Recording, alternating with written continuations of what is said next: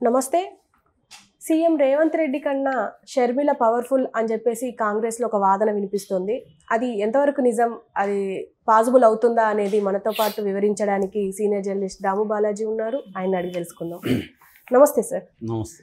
Sir, ఇది నిజమంటారా? Sharmila CM Revanth Reddy కన్నా powerful అనే వాదన కరెక్ట్ అంటారా? అంటే ఒక రకంగా ఇది కరెక్టు. ఎందుకంటే ఇక్కడ రేవంత్ రెడ్డి అబ్సల్యూట్ పవర్ లేదు. ఆయన చుట్టూ ఒక దాన్నేమంటారు డిసెంట్ అసంతృప్తివాదులు ఎప్పుడూ రెడీగా ఉన్నారు. వాళ్ళు ఇప్పుడు ఏంటంటే సమయం వాళ్ళకి అనుకూలంగా లేదు కాబట్టి ఆయనతో మంచిగా ఉన్నారు తప్ప అందరూ కూడా గతంలో వ్యతిరేకించిన వాళ్ళే రేవంత్ రెడ్డిని. ఎందుకంటే రేవంత్ రెడ్డికి ఉన్న మైనస్ ఏంటంటే ఆయన తెలుగుదేశం నుంచి వచ్చాడు. ఇప్పటికి కూడా నిన్న కూడా ఎవరు అంటున్నారు, ఇప్పటికీ రేవంత్ రెడ్డిని కాంగ్రెస్ నాయకుడిగా చూడలేకపోతున్నాం, తెలుగుదేశం వ్యక్తిలాగా కనిపిస్తున్నాడు అనేది అంటారు.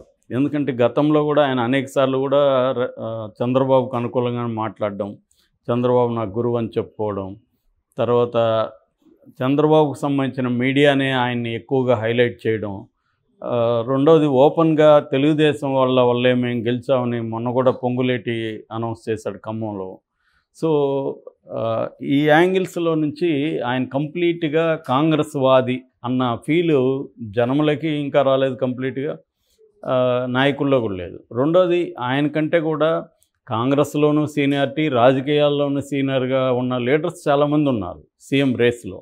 కానీ వాళ్ళందరినీ కాదని ఈయనకి ఎందుకు ఇచ్చారు అంటే ఈయన అగ్రెసివ్గా వాళ్ళందరికంటే కూడా దూకుడుగా అగ్రెసివ్గా కేసీఆర్ మీదకి వెళ్తున్నాడు. సో ఒక దూకుడు అటాకింగ్ పిసిసి ప్రెసిడెంట్ ఉండాలి అనేది కాంగ్రెస్ గుర్తించి ఆయన్ని పెట్టారు. ఎందుకంటే మన కేసీఆర్ని ఎదుర్కోవాలంటే మామూలు వాళ్ళు సరిపోరు, సాఫ్ట్గా ఉంటే జానారెడ్డి లాంటి వాళ్ళు సాఫ్ట్గా ఉన్నారు. సో వాళ్ళకి సీనియారిటీ ఉంది, నాయకత్వ ప్రతిభ ఉంది, అన్నీ ఉంది, కానీ ఒక దూకుడు లేదు. సో దూకుడు అనేది ఇంపార్టెంటు, రేవంత్ రెడ్డిలో అది ఉంది. రెండోది యంగ్ కాబట్టి యూత్ బాగా అట్రాక్ట్ అవుతారు అన్నది కాంగ్రెస్ అధినాయకత్వం గుర్తించి రేవంత్ రెడ్డిని పెట్టింది. అయితే తీవ్రమైన వ్యతిరేకత బిగినింగ్లో వచ్చినా కూడా దాన్నంతా కూడా డీల్ చేసి కాంగ్రెస్ అధిష్టానం అసమ్మతనంతా ఇచ్చేసి అట్ ద సేమ్ టైం వాళ్ళందరికీ కూడా సాటిస్ఫై చేసే విధంగా బట్టికి డిప్యూటీ ఇవ్వడం, మిగతా వాళ్ళకు కూడా ఇంపార్టెంట్ పోర్ట్ఫోలియోస్ ఇవ్వడం, అట్లాగే రేవంత్ రెడ్డి కూడా ప్రతిదీ కూడా ఢిల్లీతో, ఇప్పటికే ఆయన 20 సార్లు 30 సార్లు ఢిల్లీకి వెళ్ళాడు 1.5 మంత్లు అని చెప్తున్నారు. అంటే రోజుకో యావరేజ్లో రోజుకు ఒకసారి ఢిల్లీకి వెళ్తున్నాడు అనేది ఎవరో చెప్పారు. సో అంటే రోజుకు ఒకసారి కాకపోయినా 2 రోజులకు ఒకసారి ఢిల్లీకి వెళ్తున్నట్లు లెక్కేసుకోవాలి. అన్నిసార్లు ఆయన ఢిల్లీకి వెళ్తున్నాడు. అయితే ఢిల్లీకి వెళ్ళిన ప్రతిసారి కేవలం అధిష్టానమే కాకుండా ఇటు హోమ్ మినిస్టర్ని, ప్రైమ్ మినిస్టర్ని వీళ్ళందరినీ కూడా కలవడం, ఫండ్స్ కోసం రకరకాల కారణాలతో కూడా ఢిల్లీకి వెళ్ళాడు. ఏదేమైనా కేంద్ర అధిష్టానం కాంగ్రెస్ నాయకత్వంలోనే ఈయన పనిచేయాలి. ఇక్కడ కూడా అందరినీ కలుపుకుపోకపోతే ఆయనకి ఇబ్బంది. అందుకని ప్రతి దగ్గర కూడా మీటింగ్లో ఎవరినో ఒక సీనియర్ మినిస్టర్ని కూర్చోబెట్టుకొని ఆయన చేస్తున్నాడు. ఆ రకంగా ఆయనకి ఇంకా అబ్సల్యూట్ ఇది రాలే. ఎప్పుడు వస్తుందంటే ఇక్కడ లోక్సభలో కానీ కనీసం ఒక 10 సీట్లు గెలిపించగలిగితే అప్పుడు ఈయనకి ఇంకా పవర్ పెరుగుతుంది.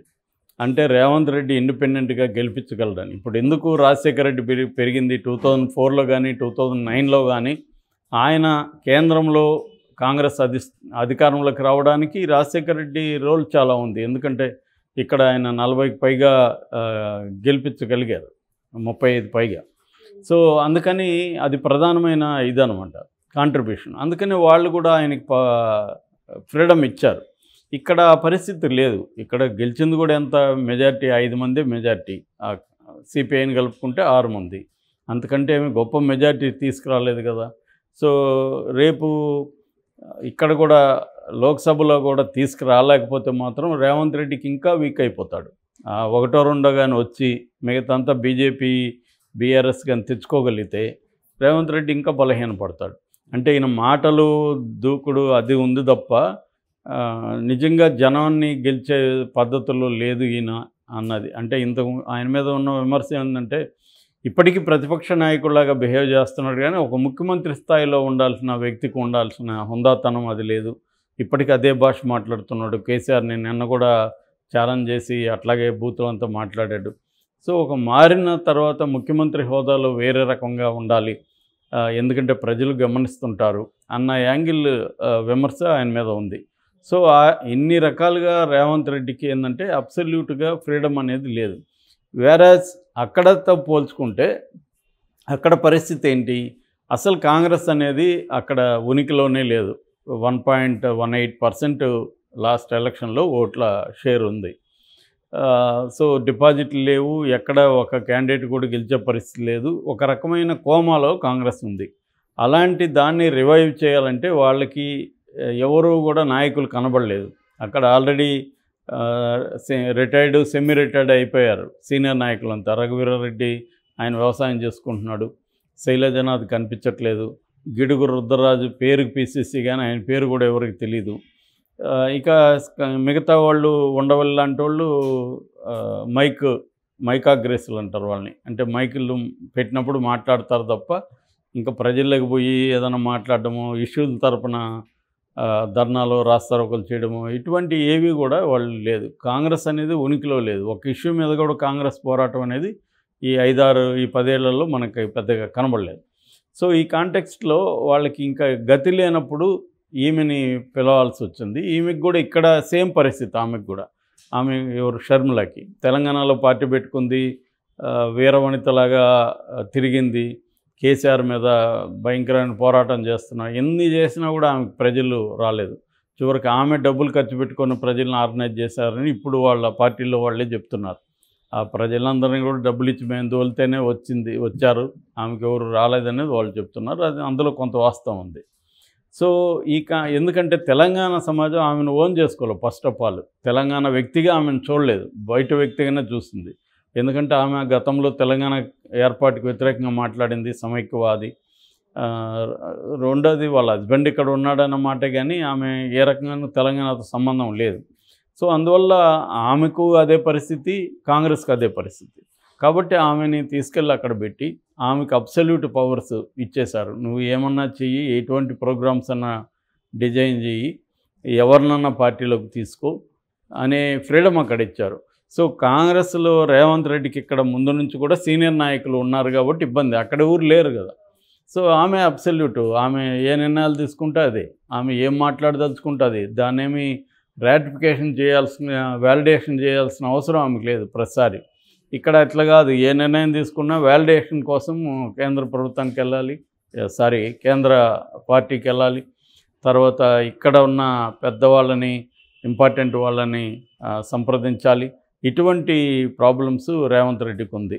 అక్కడ ఆమెకి అవేవి లేవు. అక్కడ ఎవరు కూడా ఆమెకి పోటీగా ఉన్న నాయకులు ఎవరు లేరు, ఆమెకు వ్యతిరేకిస్తున్న వాళ్ళు ఎవరు కాంగ్రెస్లో లేరు. అసలు ఎవరైనా యాక్టివ్గా ఉంటే కదా వ్యతిరేకత వచ్చేది ఎప్పుడైనా. సో ఏమీ లేనప్పుడు ఆమె క్వీను, ఆమె మంత్రి, ఆమె అన్నీ అలా ఉంది. సో నిన్న పరిస్థితి చూస్తే కూడా మనం రాహుల్ గాంధీ ట్వీట్లో అబ్సల్యూట్గా నీ వెంట మేము ఉన్నాము అనేది, వీఆర్ విత్ యూ అని, నువ్వు గో అహెడ్ అన్నట్టుగానే ట్వీట్ చేశాడు. ఎందుకంటే ఆమె మీద చంపేస్తామని, లేకపోతే అనేక అబద్ధాలు రాస్తూ వైసీపీ సోషల్ మీడియా పెడుతుందని చెప్పారు. సునీత కూడా ఇక్కడ డీసీపీ క్రైమ్, సైబర్ క్రైమ్ యూనిట్లో డీసీపీ శిల్పవల్లి ఆమెను కలిశారు. ఆమె చెప్పింది ఏంటంటే, వర్రా రవీంద్రారెడ్డి అనే వ్యక్తి వైసీపీ అతను నన్ను చంపేస్తాడని పెట్టాడు అని అంటాడు. వర్రా రవీంద్రారెడ్డి ఏమో నిన్న స్టేట్మెంట్ ఇచ్చాడు. నేను యాక్చువల్గా జనవరి 31 ఇక్కడ కడప ఎస్పీ సిద్ధార్థ కౌశల్కి రిపోర్ట్ చేశాను. నా పేరుతో ఐటీడీపీ వాళ్ళు ఒక ఐడి క్రియేట్ చేసి దాన్ని చేస్తున్నారు, దాని మీద చర్య తీసుకోమని నేను అప్పుడే చెప్పానని అతను ఇచ్చాడు. ఆ వర్రా రవీంద్రారెడ్డి అనే ఐడి నాది కాదు, నేనెందుకు మాట్లాడతాను, ఒక పెద్ద పోస్ట్ కూడా పెట్టాడు, అక్క అంటూ వీళ్ళిద్దరిని సంబోధిస్తూ. అంటే కొన్ని ప్రశ్నలు వాళ్ళకి సంధించాడు కూడా. సో తను, మీరంటే నాకు గౌరవమే, కాకపోతే మీరు ప్రత్యర్థులుగా ఉన్నారు కాబట్టి మిమ్మల్ని వ్యతిరేకిస్తున్నాను, రెండోది మీరు చంద్రబాబు గుప్పెట్లో ఉన్నారు అనేది అతను ఆరోపిస్తున్నాడు. సో ఇప్పుడు దీని మీద జగన్ ప్రభుత్వం కూడా సీరియస్గా దిగి, ఒకవేళ ఐటీడీపీ చేసుంటే దాన్ని బయటపెట్టడానికి ట్రై చేయాలి. కాకపోతే ఇక్కడ ఉండే ప్రాబ్లం, నేను అనేకసార్లు చెప్పిన, ఇవాళ ఉన్న ఏఐ టెక్నాలజీలో కనుక్కోవడం కూడా కష్టం. ఎక్కడి నుంచి ఎట్లొచ్చింది అనేది సెంట్రల్ ఏజెన్సీలు దిగితే కానీ కనుక్కోవడం కష్టం. ఆ మధ్య మనం ఆమె ఈ ఏఐ పేరుతో డీప్ టెక్నాలజీతో మార్చారు కదా రష్మిక మందన్న, దానికి చివరికి ఢిల్లీ పోలీసు దిగాల్సి వచ్చింది. సపరేట్ యూనిట్ అది, సైబర్ క్రైమ్ యూనిట్ దిగి ఫైనల్గా పట్టుకున్నారు గుంటూరులో ఉండే అతను చేశాడని. సో అటువంటి ఒక యూనిట్ రంగంలోకి దిగి చేస్తే కానీ ఇటువంటి ఈ డీప్ టెక్నాలజీ పట్టుకోవడం కష్టం. అందువల్ల జగన్ ప్రభుత్వం కూడా ఒకవేళ అవసరమైతే సెంట్రల్ గవర్నమెంట్ సహాయం తీసుకొని ఇది చేయాలి. లేకపోతే వాళ్ళే చేశారని ఇక్కడ దుష్ప్రచారం జరుగుతుంది. వాళ్ళు చేయలేదని చెప్తున్నారు కాబట్టి అది నిరూపించుకోవాల్సిన బాధ్యత కూడా వాళ్ళ మీద ఉంది.